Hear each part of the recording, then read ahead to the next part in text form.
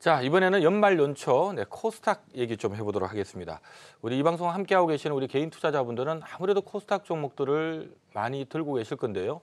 도대체 코스닥은 연말 연초에 좀 올라갈 수 있을지, 자, 코스닥 얘기 좀 하고요. 어떤 종목을 좀 주목하고 있는지 최선호주 들어보도록 하겠습니다. 자, 임종혁 파트너님, 코스닥 쪽은 바이오 비중이 좀 크긴 큰데 예.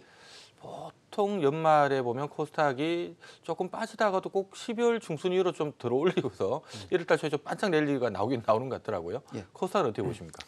일단 12월 달에 이제 양도소득세 회피 매물이 이제 출회될 가능성은 존재한데 현재 지수대에서는 지금 자본적 손실을 많이 본 상태이기 때문에 적극적인 절세 전략을 이제 큰 손들이 추구할 가능성은 상당히 제한적이라고 생각하고 있고, 이제 미중 무역 분쟁 리스크가 지금처럼 이제 완화되는 기조가 이제 유지가 된다면은 750포인트대 전후까지 진입을 할 수 있을 것 같습니다. 12월에서 1월 예상 밴드 하단을 650포인트 잡으시면 될 것 같고, 상단을 750포인트 잡으시면 되고요. 그리고 750포인트 상단을 돌파를 하면은 예상 밴드 상단을 상향하는 작업을 하시면 좋을 것 같습니다.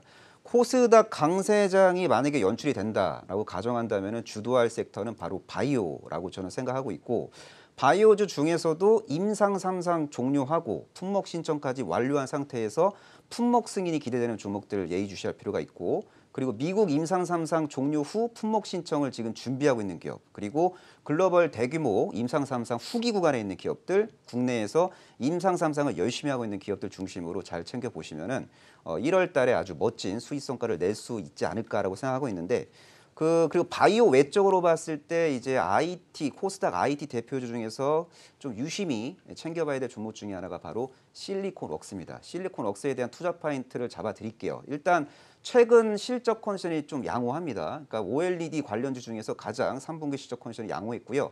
3분기 영업이익이 213억이 나왔고 시장 컨센서스를 상회를 했습니다. 그리고 LG 디스플레이 대형 OLED 패널 출하량 증가의 핵심 수혜주로 분류가 가능하고요. LG 디스플레이가 OLED 대형 패널을 많이 공급하면 공급할수록 생산할수록 수혜를 보는 구조고요.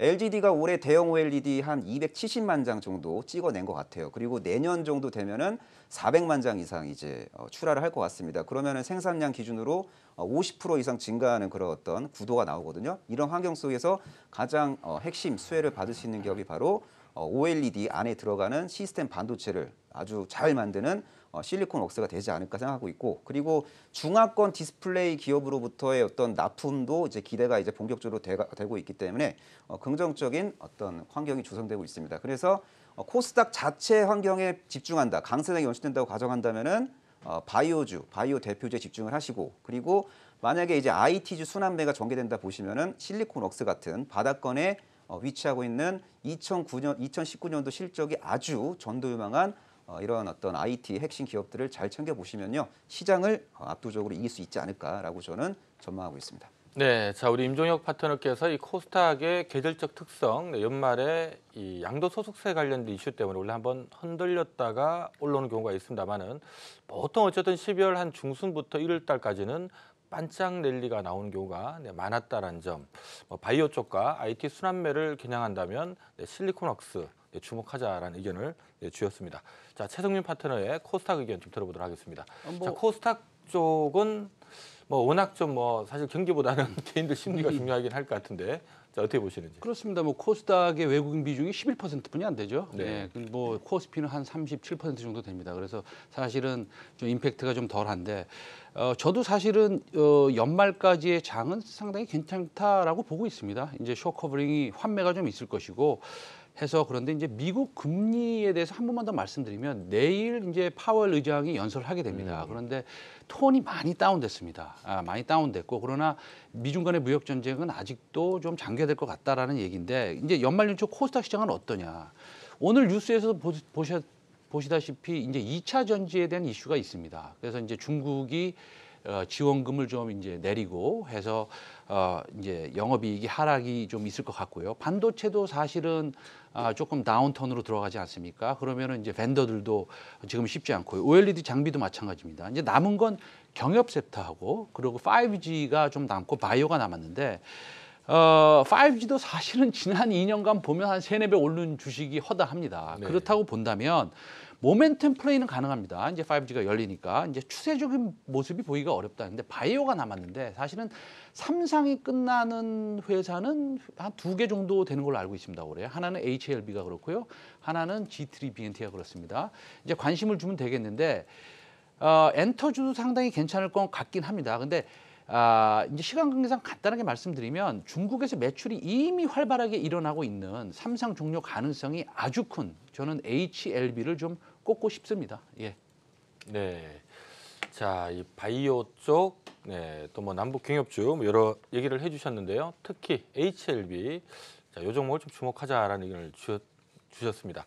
자, 박찬용 파트너의 의견도 좀 들어보도록 하죠. 네네. 코스닥 쪽 얘기도 좀 궁금하고요. 예. 어떤 종목 준비하셨어요? 일단은 저는 이제 코스닥 종목 중에서는 뭐 아까 앞에서 다 말씀하셨으니까요. 뭐 코스닥 시장에서는 바이오가 올라야 뭐 그 바이오 코스닥 시장을 이끌 수 있습니다. 그런데 최근에 뭐 2차 전지 쪽 조정폭이 깊습니다. 그리고 중국 관련 수혜주들도 이제 바닥에서 좀 올라오는 흐름을 보이고 있는데요. 일단은 저는 2차 전지 그 관련주들 소재 업종들이 좀 많이 하락을 해서 이제 이렇게 많이 하락한 종목들, 고점에서 막 30% 이상 하락한 종목은 기술적으로 반등 가능성이 높다고 보고 있습니다. 이 중에서 후성 같은 경우는 후성은 이제 뭐 에어컨 냉매가스 1등 업체인데요. 뭐 2차 전지 전해질 리튬이온 그리고 이제 반도체 특수가스를 생산하는 업체입니다. 그런데 최근에 이제 중국의 환경 규제로 인해서 무수불산의 가격이 약 한 2개월 동안 37% 급등을 했는데요. 이 무수불산이 어떤 소재냐 하면은 그 실리콘 웨이퍼의 불순물을 제거할 때 쓰거나 반도체 특수가스를 만들 때 사용되는 물질입니다. 이 무수불산이 2개월 동안 37% 올랐습니다. 그렇다면은 후성의 매출액과 영업이익은 증가할 수밖에 없겠죠.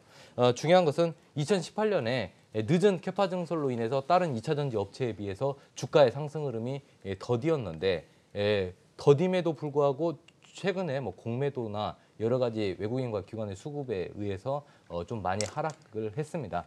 하지만은 2019년 초반에 캐파 증설이 완료되기 때문에 2019년에는 본격적으로 매출 성장이 이어질 것으로 예상이 되고 있습니다.